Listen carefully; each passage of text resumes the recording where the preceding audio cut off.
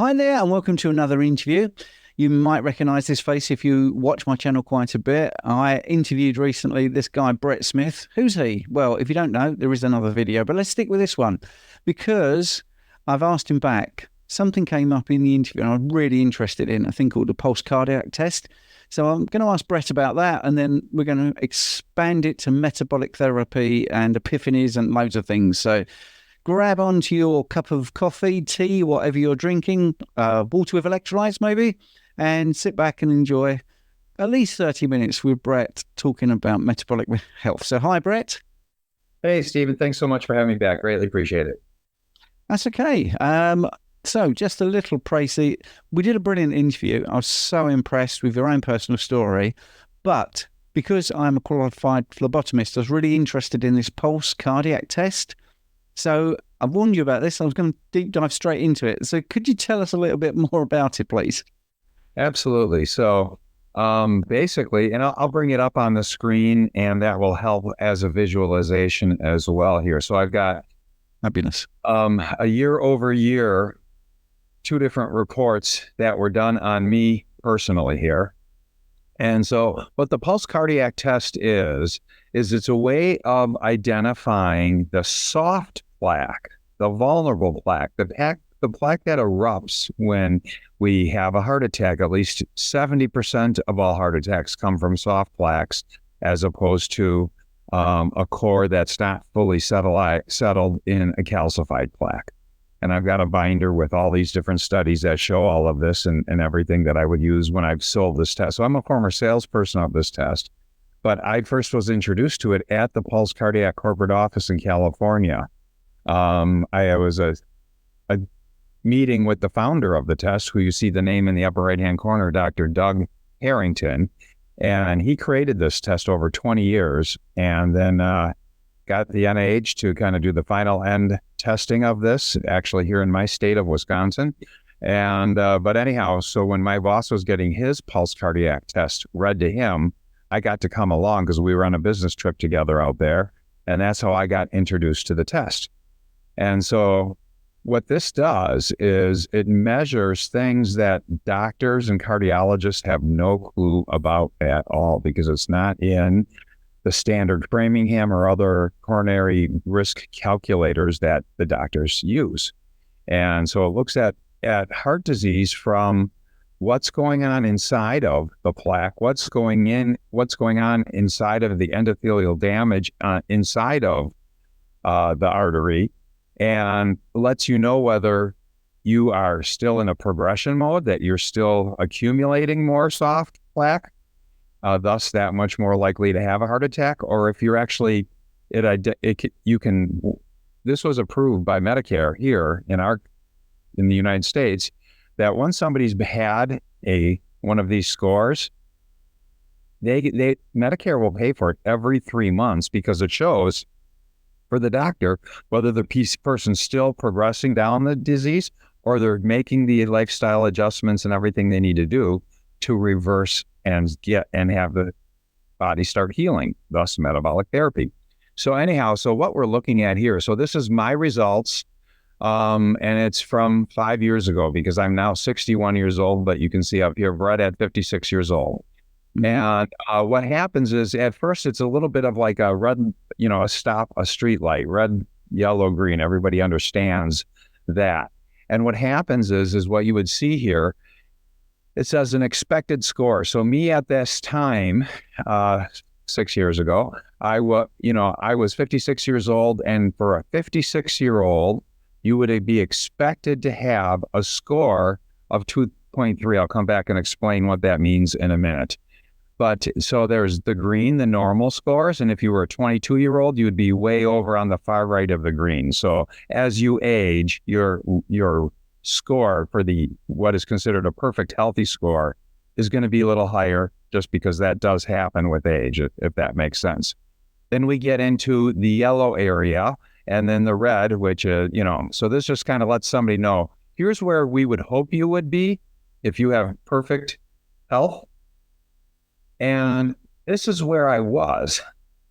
Right at the far In the red, just for people that In listen. the red. In fact, yeah, on the very far right of the red, I had a score of 11.91, and we'll get into what that means in just a minute.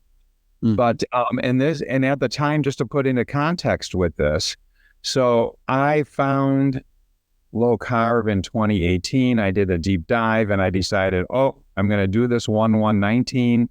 And then 3 months later, I found out just to give a quick glimpse, I had an epiphany. I went and had another CT heart scan after 10 years of having a 0 score. I found out I had a score of 268, put me smack dab in intermediate risk. And then I went down the rabbit hole. And then I found what I believe to be protocol to reverse this in April of 2019. And now this is August of, just 3-4 months into following the protocol. And we can get more into that later on too. But just so you have the context. So I'm now, at this point in time, it was 9 months after I started my ketogenic and journey, my metabolic therapy journey. I dropped 115 pounds in those 9 months, and then this test was taken. So just so you understand kind of the backstory here. So when I say the test is looking at things that doctors don't pay attention to, well, some things they do. If you have diabetes and where your A1C is, family history, they look at.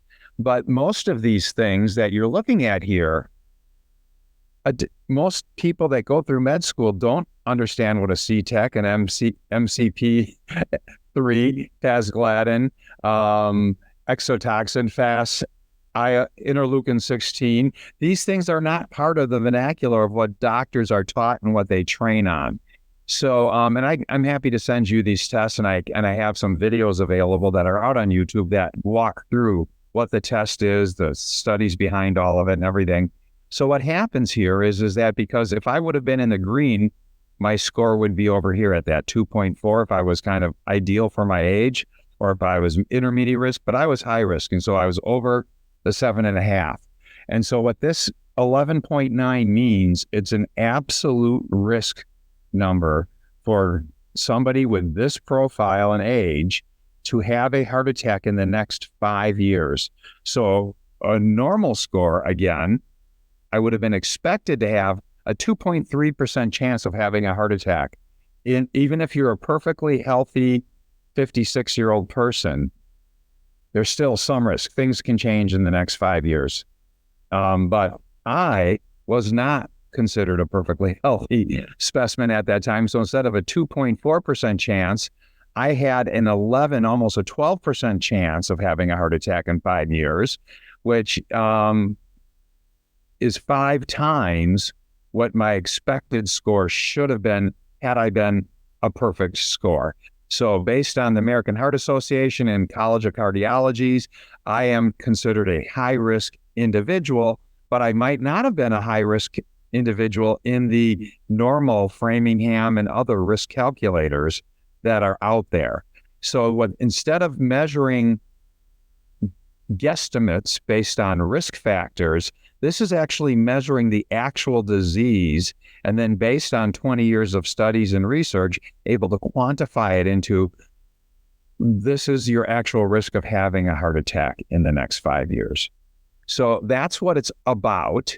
And then it comes down and it talks about each one of those markers that the doctors don't know and understand, and helps them see what's happening. So interleukin-16, this is a signaling molecule triggering repair associated with stress, obesity, and sleep apnea.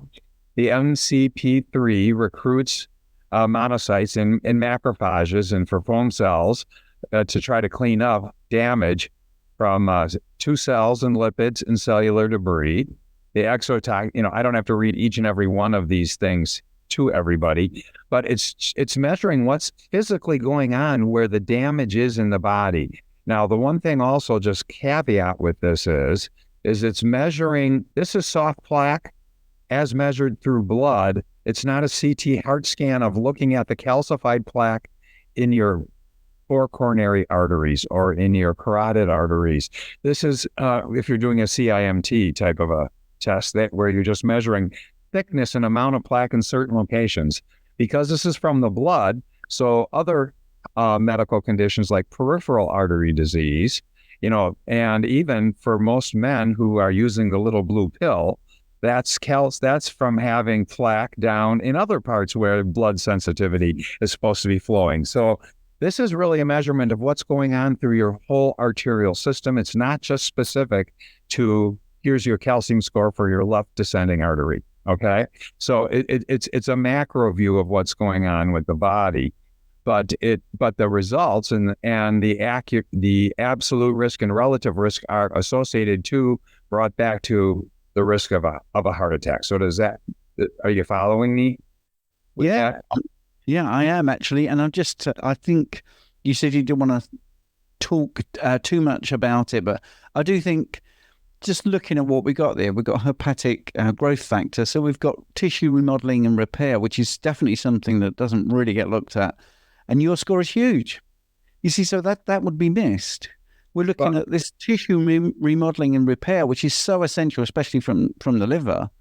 And it's not even normally measured, but yours is having a huge impact on you, isn't it? And the other things that are in red, it's basically the things that are in red that are often missed, which I think this is incredible. I think it's an incredible test. Absolutely. So let me make 2 quick points on this before we jump into the last part of the test result, which helps drive it home for somebody.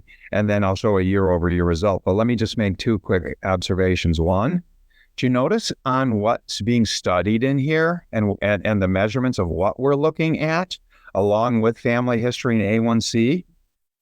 Immune function. Where do you see LDL in here? Not regularly. LDL is listed in here. Yes. LDL isn't a part, and it's really not even a part of even the Framingham and the other heart calculators when you study them and go into what's being used for all of this. But so let's just scroll down for a quick second here. And right here, this is just sample on the right, but where it says your age, I was 56 at this time, your calculated heart age. So where it expected a healthy Brett to be at 2.4. But I had, and it stops, it doesn't go over 80, but because it was the founder of the test, he had his laptop in front of me, he pulled it up, and he's like, Brett, technically you had the heart age of a normal 84-year-old. Wow. So that's 2.3. That 11.9 is what's standard for an 84-year-old, meaning, and which would have been a 27 or 8 year difference instead of, because it cuts off at 80 on the test. So they don't want to really freak people out more than they have to. But this was a hit to my, my ego, my psyche and everything. So I'm like, I'm 56 and I've got a healthy 84-year-old's heart, quasi-healthy. That's kind of past the average lifespan. And you want to put it into another, dimension of quantifying this. So let me quick jump over. Can I just quickly ask a question? Absolutely. At this point, how long had you been working in the medical industry or the health industry? Oh, well, this was post. So I had a little over a year in the pharma world, 20 years prior. I had spent about 11 years in the corporate wellness and disease management worlds with a 20-year health insurance background in front of all of that. So this was something you'd never come across before. And considering you were in that industry, that must have really shocked you. Well, absolutely, because you also have to appreciate when I started understanding real metabolic health and disease and everything, and then and people are hearing my story, but we'll get to it later, but, I thought I was going to be bulletproof because I was thin and I wasn't on meds. And so I went to go have a CT heart scan to prove to myself that I was still as good as I was 10 years ago. And I go, uh-oh. And so then even with, and this is the just mind-numbing thing. So I put from, let's call it March 15, before I saw this test at the end of August, probably 500 to 600 hours of just studying heart disease. And none of these markers outside of the couple that we track were being talked about. But then I'll come back to that after I show you my year-over-year result. Thank you. Yeah, I'm sorry to interrupt, but yeah, go on, No. carry on. Carry Oh, on. great. So then a year later, I do a follow-up, and I have a good friend that I share a podcast with who's a cardiologist, and I had him do a test, and we were on the same Zoom call with Dr. Harrington, and Dr. Harrington says, well, Dr. Cooley, let's go over Brett's results because Brett has year-over-year results, and these are things, put more in context before we get to your results. And so now you can see that I'm no longer a year later. And first of all, Dr. Harrington did say when there was two things he said to me when he gave me my first test report. He said, I really wish we would have had a baseline on you before you lost all the weight and everything, because I wonder where you were 9 months before I did this test with you. And this shows healing or progression. So, and I had told Dr. Harrington in his office the day I had this blood draw, I'm like, well, I had found a heart protocol that I think will reverse out much of this damage over time. And he just looked at me because he still hadn't caught up with what I did learn, but I hadn't been here yet. So anyhow, so now Dr. Harrington looks to me on the Zoom call and he goes, Brett, what have you been doing this last year? I go, just the same thing that I did that I lost the 115 pounds on the 9 months before we did the first test. And I told you I found protocol. I expected that I would keep healing. And my score went from 11.9 on the very far edge of the red area to a score of 3.6. So not that far off of almost back into a normal range. So my absolute score of 3.6 right here, compared to what a perfectly healthy 57-year-old would be, it's just a 1.5 times relative risk. And you and I both understand probably that relative isn't a great way of looking at things at all. So I'm going to blow by that. But you can see all of a sudden, instead of having so much with the red stuff contributing to the disease, I've got things down into the area where everything's improving. And instead of having, 5 times more risk of having a heart attack than the standard healthy individual, I'm just right almost there, moving back to getting to where a normal individual and a healthy, perfect individual is. And so we don't have to spend time on this, but what's really dramatic is instead of having the heart age of 84 of a normal 84-year-old, in 1 year, I went from an 84 to a 65, closing the gap on where I wanted to have, but I want to have a 51-year-old or a 45-year, and that can happen in time, but then you look at the results in a 1 year period of time. And so he was just astonished. He's like, what? He'd never seen anybody improve this much in a 1 year period of time. Well, yeah, that improvement for people that are listening on the audio, that somebody could ski down that line, that downward trend. It's amazing. I mean, it's absolutely amazing. Now, you did skim past the sort of the main. You can go back up and look at all these things. I just wanted to get to. Yeah, you wanted to cut. Well, yeah. I mean, let's cut to the chase. You're right. You were right to do that because people want to see that huge improvement in less than a year. Your metabolic age, or where you should be, so to speak. It's just for people that want to see, like the interleukin-6 is still all sort of knocking about. It's much smaller, isn't it? I mean, all of it is much smaller. And the big thing that So let's just really quick. Let me go back to the same place on the other test, so you can just kind of go back and forth and see.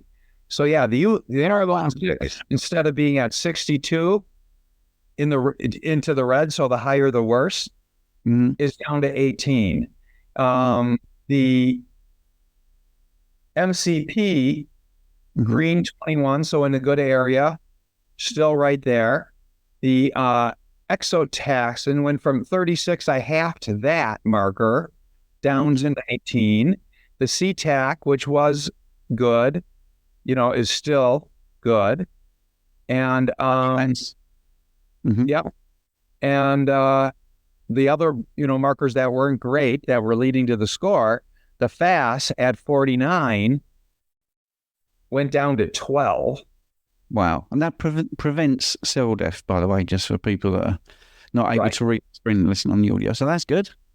Yeah, well, and what that means is that you don't have as many cells that are needing apoptosis, because the cells will kill themselves if it's better for the being. Yes. They're not selfish that way. And anyhow, and the look at the tissue repair and remodeling from 122. Yeah. It's now into the green. 24. Yeah, look at that.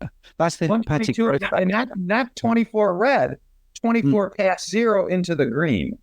Wow. I mean, that's such a it's a brilliant metric, actually. But yeah, I just wanted people to see that. But anyway, sorry, Brett, carry on, please. Sorry. No. Well, so anyhow, Dr. Harrington just blows his mind with my results, because he's never seen anybody improve that much in a year. And this is looking at over 60,000 people that were in the studies doing all of this stuff. Yeah. And got about 2 years of selling this with people out in the sales force. And then, so anyhow, Dr. Ryan Cooley receives his first baseline test. We were in our own homes watching this. The next day, we're on the pickleball court playing pickleball, and then afterwards, standing by our cars as we're going out, I go, well, what'd you think of this test? He goes, it just blew my mind, because we've never heard of these things. None of us cardiologists are aware of, outside of the A1C and the HDL, we don't even know what these things are. We're not taught. He goes, it's mind-blowingly cool. And I go, yeah. And when I first had the first year results after being in their office, about 3 months later, because I mentioned on our last episode that I became just the hugest, and I'm the number one fan club of Ivor Cummins and the Fat Emperor in Ireland. And because that's where I was getting all the best information. And so 3 months after my first test, it's November, and I'm listening to a podcast of his while I'm working out, and he brings on one of the eminent cardiologists from Australia who has done more CT heart scans than anybody. And he's talking about, and there's this incredible test out of America called the pulse test. You can find all the people that you're going to miss, and you don't have to shoot them with radiation and get the CT heart scan. It can be done every time that they're in the office. It's just a blood test. And so I'm like, oh my God, that's the test I had. And that's when I started talking to my friend, the cardiologist, and eventually got him to do this. And so literally the day after, so now 2 days after reviewing the tests year over year, and Dr. Cooley saying, oh, this is incredible, I call up the company. They didn't have a person in my part of the country, and I, the next day, became the sales rep for them, selling the test, until unfortunately, the government's reply to the COVID scenario, if doctors, it's tough to be a sales rep, because this all happened in, again, August of 2021, or excuse me, 2020. And everybody was still masking up, and doctors weren't seeing patients live, and it wound up, unfortunately, sinking the test. But yes, I was so thrilled to be jumping on board with this test at the time, because I had spent 500-600 hours deep diving all of this and knew you could reverse. There is protocol out there to reverse the heart disease, and we touched on that in our last episode.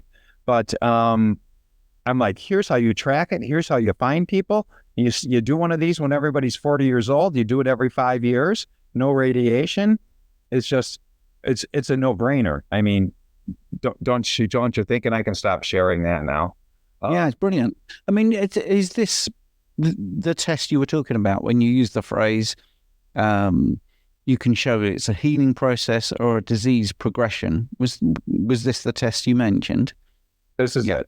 Yeah, and it's brilliant, isn't it? I mean, because you could have a slightly higher CAC score, but still be in a healing regime and progressing towards health. I mean, I often say, let's look at it simply. What are our goals?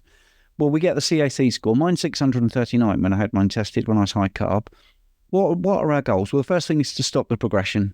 That's what we have to accept that it might progress. So we want to either slow down that progression or stop it or reverse it. So the first goal is, let's find out what the average progression is and be less than that. Secondly, let's see if we can stop progression. And then thirdly, after that, reverse it. And I think that test that you have just shown there, it's a shame that that's still not around. Although we can look at some of the metrics and maybe incorporate those into future testing. But anyway, I want to go on to your metabolic life, your metabolic health website, and just sort of what are you offering people and how are you getting on, really? I mean, have you had a test similar to that recently or since that's given you even more metrics to go, yeah, my heart health is even less now? Or because there's nothing like this for measuring anything. And I knowing that I'm, and I had 7 more of these after this year over year, because when I was working for the company, I was getting them regularly and still measuring the heart from 65, got down into the 50s. And, so yes. So I understand, and I'm just, you could say I'm trusting the process. I'm not worried about that I have to every year go out and get another CAC heart scan. Right when I did the year over year with this test, I also had a year over year or a year and a half after my first heart scan, or second one, but my 55 one I had when I had 56 and a half. And I did at the same time of this showing that I was wiping out all, because this is soft plaque, and the calcified is just soft plaque that didn't get healed properly and get removed. So that's all the calcified plaque is. And so some things that you're doing, if you're on a statin, there's what's called the pleiotropic effect of the statin. It's going to create more calcification. And there's different schools of thought, and people can debate it, whether you want to calcify it more or just allow the process to try to clean it out. So yes, so I have in my score of 268, I had like either 35 or 40 in one of the 4 arteries. And in my next CAC score, that got wiped out completely. But the other 2 and one had no score, and 2 of them had almost all of the score. Those both inched up a little, though the smallest lesion was gone. So I just live the same lifestyle and diet and work out and do the things that are the other part of the protocols. People can also, do things like berberine is known, and I will give you the 4 videos that you can watch for your own personal aspect of understanding the history behind this, and then the other 5 pillars of how you manage all of this, because you'll find it fascinating. You'll get a nugget or 2 of what you can do personally if you have score to try to make sure it doesn't progress. But no, I'm not doing annual CAC scores right now. You could just say, I understand it. I know what works. And if there's other new great technologies, but I'm not going to go get a CT angiogram and put the risk of going under a catheter or anything like this, because there's a 1% chance that could end badly. So no, I track the things that I need to track. And the biggest thing I track is, what's my waistline? If I go a little sideways and suddenly my 34s don't do it and I'm into 36s, I know I've gone sideways and I got to bone it up and pay attention again, because it really comes down to so much of this. Many of these things that are being measured are also things that are happening in your visceral fat. And so there's a heavy duty correlation to there. So if you get to the point where this is my next goal, see my abs, then I know I'm doing well. So, but anyhow, so in my metabolic life, so yes, I seeing how I'm no longer selling a cardiac test and teaching doctors about something that they didn't know anymore. I have, after kind of working on a book that still yet to come out, which transitioned from being an overall ketosis book to just a pure metabolic therapy book. Because as over the last 3 years, as I've really realized what you can do with a metabolic strength nutritional ketosis and what it does for cancer, what it does for Parkinson's, what it does for Alzheimer's, what it does for everything in the metabolic syndrome, and what it does for your mental health, along with your neurological health. And I just decided that that's where I'm going with all of this. And I spent heavy duty 3 years on trying to get as much knowledge as I can on the mitochondria, because then, as you and I just lightly touched on last time, there's so much that comes into metabolic health that isn't necessarily diet related. It can be really, how much sunlight are you getting? How much are you exposing yourself to the native EMF of the planet by grounding, being back in touch with that kind of stuff. The Soleil water, remineralizing your structured water and drinking that.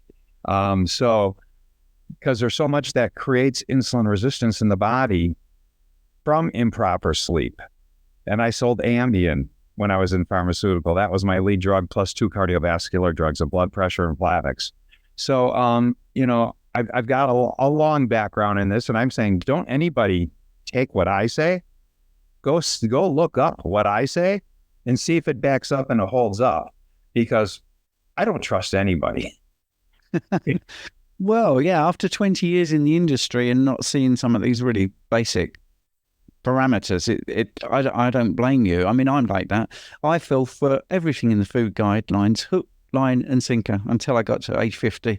And then I had my scales removed from my eyes, and I could see that I'd been lied to in my own health. And then people that were coming into my practice who were following low carb or keto, and they were doing so much better because they were doing that. And just practical experience, just looking at people and looking at yourself. I mean, it made me laugh when you said about your 34s. I'm a 32. If it becomes a tight 32, then I know something's going south. I just know that, and it's such simple. That's a really simple metric. The waist to hip ratio is so good. I mean, when I did my first training in obesity and diabetes, one of the old guys there actually said, do you know how we used to test diabetes? We used to get people to walk towards a wall, and if their belly button touched it before anything else, they're probably diabetic. And I'm glad that made you laugh. But I said, are you joking me? He said, no, I think it's a really good test. So look down. Can you see your toes? Yes, so simple, isn't it? My mind, I mean, I'm doing this live. I'm not editing it, but I mean, those tests. If you look at the fast ligand and interleukin 6, hepatic growth factors, CTAC, you can still get those, but you can't get those as a sort of suite of labs. And it might be something you could look into in the future, I think. Well, absolutely. And the other thing you have to appreciate here is for how it's scoring and all. Yeah. This isn't a score result. This is put into then the formula for where you are on the disease progression or the disease healing. So it's not going to match up with this. So you would have to then get Dr. Harrington and crew on the ground to interpret it, because Dr. Cooley, who now is practicing a metabolic cardiac practice, he still couldn't read these things if they weren't in this test. So yes, because this test isn't there, it's not going to work that way. But let me just quick finish what you said. So yes, or what you asked. So yes, so now I'm a full-time health coach. So I help people. I help them reverse their chronic conditions. But the goal is not, and I'd say 80% of the people that wind up finding me on opportunities like this and come to my website and reach out to me, they have weight, but another 20% just have medical issues that they're now, because it's starting to hit the consciousness that this can be done, and they're looking for somebody to guide them through, how do I do it?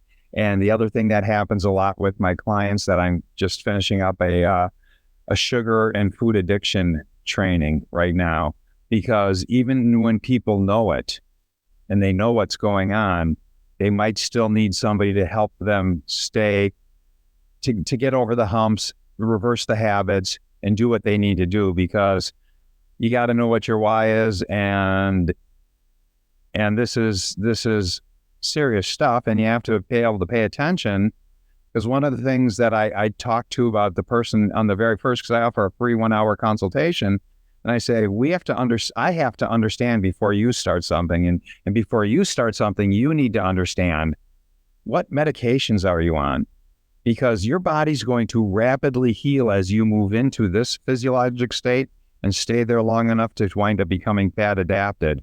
And what is normal medication levels for you right now is not you're going to become overprescribed immediately, because the because we're now solving the root cause of your issue instead of masking it with a prescription, the prescription is not going to be masking anything. And you could go from being hypertensive to hypotensive suddenly because you will be at a normal functioning, and I'm not saying in weeks, but it could be, there are a number of things with certain, based on how much insulin, metformin and things are on for their diabetes, what's going on. I don't want somebody passing out because they're driving because they go hypotensive or hypoglycemic, or they're walking down the stairs and now they have a fall, break their hip, and and we might be staring at the end. So there's serious things for people to consider. And I'm not trying to scare anybody or say you need to do this with a coach. If you're a perfectly healthy individual and you want to go try and knock this out on your own like I did, go at it.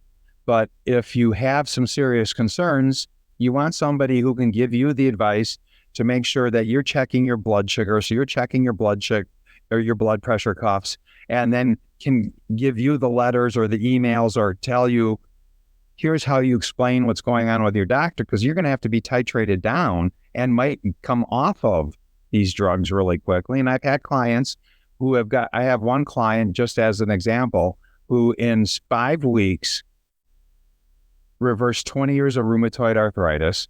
Within 6 weeks, got off of a year and 2 years of being on a GLP-1, Wegovy, got off of a 30-year prescription within 7 weeks of an SSRI that she was on, and then a thyroid medication for 20 years. And this all happened in a 2 to 3 month period of time. I'm not de-prescribing. I don't do that. I just provide knowledge and information and let her know you got to have conversations with your doctor so that you don't fall into a troubled area here. And so that's really, you help people get over the addictions, you help people change the habits. Sometimes they just need somebody who they're going to be accountable to, because the support system's not in the house usually. It's not often that the spouse wants to go down the same journey, and the kids that are used to eating Captain Crunch and cookies all day long, want to adapt to meat, fish, and eggs for and give up the crap. And so it's still going to be around, and they've got to come up with strategies and understand what they're going to do. So that's really what I do. And then just one last nugget, because I know we're coming up on 45 minutes here. But so to me, when I was a salesperson, I sold my whole life by being a teacher. You just have to educate a consumer about what they're buying and what they're looking for. And if there's a better deal out there, let them know. Go over here. Because it's better for you. And then you'll wind up getting 16 customers because you didn't make that one sale. And coaching is just about, again, teaching and helping people overcome and figure out where to go, put them on a path. And I shouldn't have a client, as opposed to your average psychologist who's going to talk to somebody with talk therapy for about 12 to 15 years. Within months to whatever, they should be able to be on their own, and might just want to come back for the occasional check-in or question, or we'll celebrate together because things keep progressing. But they just need the teachable moments. They need the support. They need whatever they need. And it's all different from all of that. Everybody's a little bit of a different puzzle. There aren't two people in my practice right now that are exactly the same. And there are some people that are trying to do carnivore because they found me on a carnivore channel, and I'm all for it. And I'm right now, or I have moved from keto to carnivore-ish for the bulk of the last 5 years. I have some sauerkraut because it's part of my heart protocol. And I have some berries just because what the heck, a little handful a day, and olives and onions. And that's kind of outside of some veggies. I might throw in a homemade beef bone broth soup with 3 meats in it. That would kind of be it. But now, because I did actually have a little creep this year and felt like a hypocrite. And so with having so many clients now that are carnivore, I go, well, even though I've been really 90% there, I just said, okay, I'm on my K concentrated vitamin K, so I don't have to rely on the sauerkraut. But I haven't had heavy cream. I haven't had coffee. I haven't had olives, onions, just berries. And I've dropped 15 pounds in the last 6 weeks just by being pure again and not doing the stupid stuff, because I never messed with my meals. I would just add what we would call a stupid treat. I talked myself into, oh boy, I put on 25 pounds of muscle the last 4 years. let's see how much of a glucose sink this thing really is. Guess what? Just goes right to visceral fat when you cheat. When you do stupid stuff, you get rewarded with bad stuff. And so that was enough after 5 years of being almost perfect of this to say, okay, I'm going to go full on carnivore. But I have people that either don't have gallbladder or for 20 years, they almost ate no animal product. They're not able to make the bile and everything right now. And they can't, and they jump into, and nobody should jump into from standard American diet to full on carnivore and one meal a day all at the same time, because they won't be able to process that. And you'll start putting on weight, because if it can't be broken down and used as building blocks and energy, it's going to get turned into sugar eventually, and you're going to gain weight as if you were eating a Pop-Tart. So there's plans. It's great that people get inspired, but you got to know what you're doing. Yeah, that's a great answer. Yeah, and I know your time, you're very aware that I like to do short, sharp interviews. It doesn't matter. We can have you back. I mean, there was a lot to unpack there. I just want to, just a couple of things you mentioned, and I want to applaud you for it. But talk about the root cause. I think we're quite similar in the way we coach. I mean, if someone comes with a kidney problem, is it a kidney problem or is it diabetes? It's normally diabetes. I think I'm not a rocket scientist. 75% and 20% is hypertension and 5% is genetic. Yeah. And we've got, we've got similar stories. I mean, I always say to people, I'm not a doctor. I can get you to a place, but you've got to speak to your physician because your medications will change. Exactly the same thing. And again, people have I've recently had a lifetime of diabetic medications, and this is the fastest I've ever seen, off in 3 weeks, and then off their blood pressure medication in 4 weeks. Now, that person was also on dialysis. So in a very unhealthy state, was able to do this, and with the help of the physician who's absolutely for it. And you might like this, especially with your background on understanding the mainstream, not understanding. His nephrologist has completely done 180, and as he left the last appointment, he went, "You keep eating that protein." Well, this is a kidney guy, right? This is a kidney guy. So, so many of the guidelines are wrong, and nephrology ones have been notorious for misunderstanding protein. Yes, we won't go into why and all that, but yes, we both understand that. It's just bad. I think that's a big sea change, and of course, getting to what I'm going to ask you or mention something, and that's I'm going to ask you back basically. The why that makes you cry. I think that's really good to just get down to what is it that is making you do this, and maybe we'll touch on your metabolic counselling when it comes to emotional eating, which is we haven't got time to go into, because I think that's your eyes widened. Mine really do widen, because emotional eating is a really big thing that doesn't get talked about enough. It's quite a traumatic way of dealing with people. Even as a coach, you can hear some things that just make you feel so sad or make you so angry that someone's gone through something. So I think that might be something we could talk about. But anyway, Brett, that was as a drug, just like alcohol. I'm not going to say anymore. Yeah, and that's maybe what we'll talk about next, I think, because it'd be nice to have you back. Well, I've just got a bit more relaxed with people about coming back and back and back. But I think that's because I'm learning how to interview people. I'm trying to get to not research you before I speak. I just don't know anything about you, and then something will go, "Oh, that's really interesting. That's really interesting. I like that." And the thing about the metrics there, I wasn't trying to step on anyone's toes. It's just my brain lights up. Well, these are good metrics. Maybe we can do something with them. But anyway, somebody has to take this and do something with it, because it could save so many lives and help people figure out before they're so far down the path. Because I know doctors that were doing this with every patient that was 20 years old and over. Yeah. That's brilliant. So, Brett, thank you so much for your time. Oh, so great. Greatly appreciate you having me back. Looking forward to coming back, and we'll talk to you again soon.